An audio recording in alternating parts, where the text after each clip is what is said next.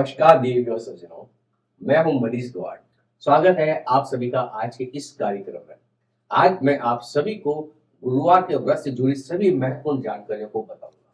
दोस्तों, आज की इस व्यस्त जीवन शैली में बहुत सारे लोग लंबी पूजा के लिए समय नहीं निकाल पाते, जिसके कारण अक्सर मेरे पास फोन कॉल्स आते हैं कि गुरुवार के व्रत की सरल और शॉर्ट विधि बताई जाए जिससे ये व्रत कैसे किया जाए।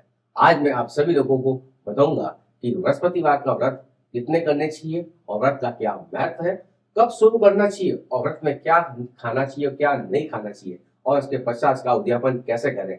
इन सभी तमाम चीजों को शेयर करने के लिए मैं आज आपके सामने आया हूँ।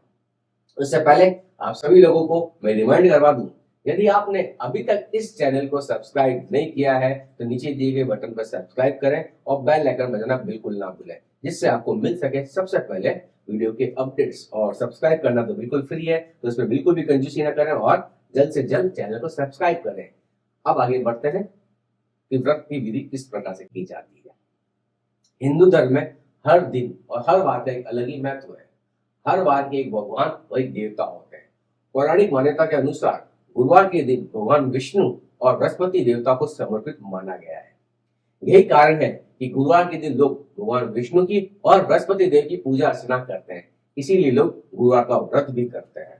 यह भी मान्यता है, अगर विवाह में कोई बाधा या परेशानी आ रही है तो गुरुवार का व्रत करने से सारी परेशानियां दूर हो जाती है और सुयोग्य वर की प्राप्ति होती है। ऐसा भी कहा जाता है, अगर आप 1 वर्ष तक गुरुवार का व्रत करते हैं तो आपके घर में कभी भी पैसे रुपयों की कमी नहीं होती और आपका पर्स कभी खाली नहीं रहता।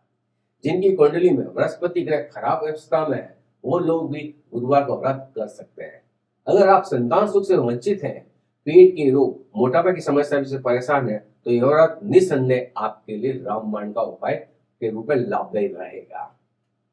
अब सवाल उठता है कि कितने गुरुवार का व्रत करें, तो मैं आप लोगों को बता दूं, आपको 16 गुरुवार का व्रत करना चाहिए। 16 गुरुवार का व्रत करने से आपको मनोवांछित फल मिलते हैं और पूरे वर्ष व्रत करके 17वें गुरुवार के दिन आपको उद्यापन करना चाहिए। गुरुवार का व्रत शुरू करने का शुभ समय पौष महीने को छोड़कर कभी भी आप कर सकते हैं। अब आपके मन में प्रश्न आ सकता है कि पौष का महीना कब आता है। तो पौष का महीना जो होता है दिसंबर और जनवरी मंथ के अंदर हिंदू कैलेंडर के हिसाब से आता है। इस मंथ को छोड़कर आप कभी भी किसी महीने के शुक्ल पक्ष के प्रथम गुरुवार से गुरुवार का व्रत शुरू कर सकते हैं और शुक्ल पक्ष बहुत ही शुभ समय माना जाता है।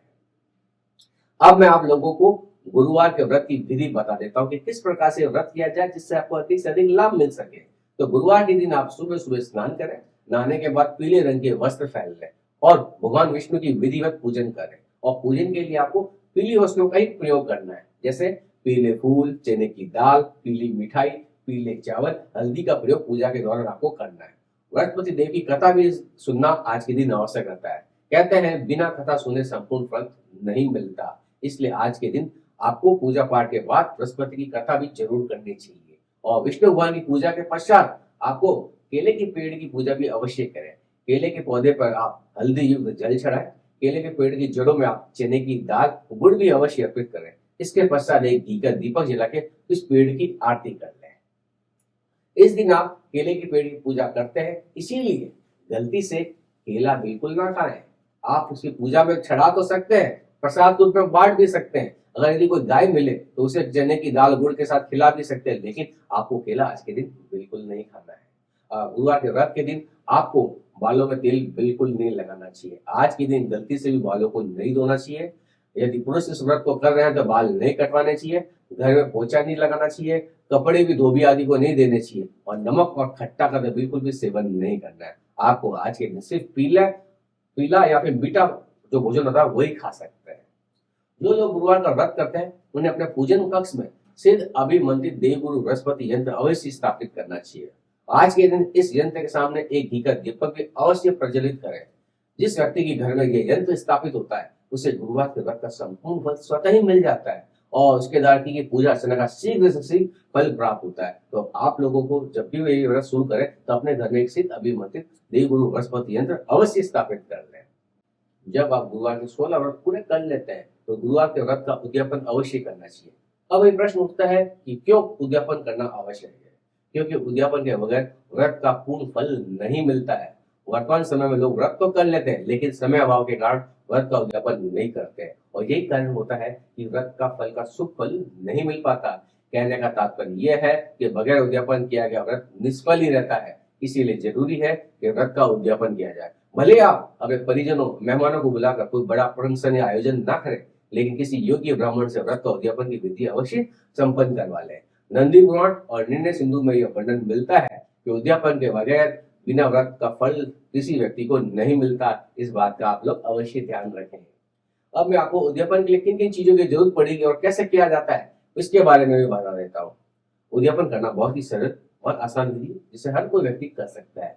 उद्यापन के दिन आपको पहले 5 चीजें लाके रख लेनी चाहिए।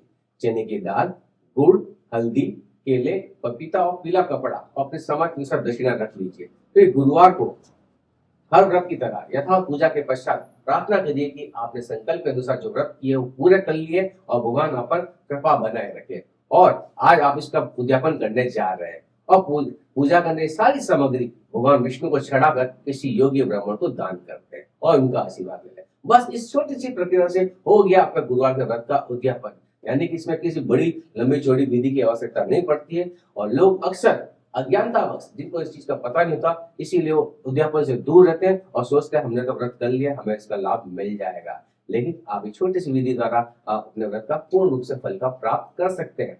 इसके अलावा भी एक महत्वपूर्ण प्रश्न अक्सर मेरे पास आता है कि 16 व्रत के दौरान महिलाओं द्वारा मासिक धर्म के दिनों में व्रत एवं पूजा अर्चना कंटिन्यू चालू रखी जा सकती है या नहीं।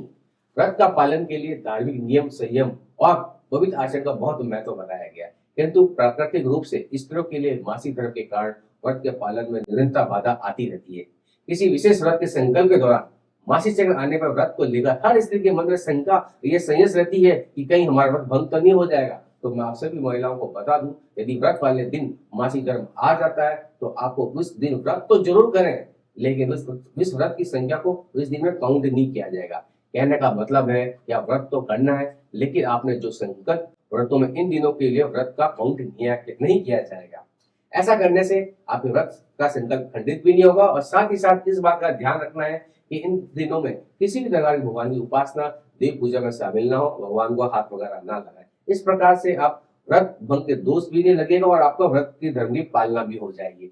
ऐसा करने मात्र से आपके व्रत की जो अवधि है वो बढ़ जाती है। जैसे अगर आपने 16 गुरुवार का व्रत का संकल्प लिया था तो 16 के स्थान पे आपको मासिक चक्र आने के दिनों में 17 व्रत करने पड़ेंगे, यानी कि जो गुरुवार के दिन आपने व्रत किया था वो गुरुवार काउंट नहीं होगा। इस प्रकार आप अपने मनोवांछित फलों की प्राप्ति के लिए भगवान ईश्वर की आराधना करके गुरुवार के फल प्राप्त कर सकती हैं। तो मेरे प्रिय दर्शकों, ये थी 16 गुरुवार की आसान विधि, किस प्रकार से व्रत किया जाता है, व्रत के दिनों किन चीजों का ध्यान रखा जाता है और उसका उद्यापन किया जाता है। इसके अलावा आपकी लाइफ में, आपकी कुंडली में कोई विशेष गंभीर समस्या चल रही है और ज्योतिष द्वारा इसका समाधान चाहते हैं तो नीचे दिए गए नंबर से आप टेलीफोनिक अपॉइंटमेंट प्राप्त कर सकते हैं। यह टेलीफोन अपॉइंटमेंट आपको मात्र छोटी सी राशि प्रदान करके मिल जाएगा, जिसका सीधा समाधान मैं आप लोगों से करूंगा। धन्यवाद।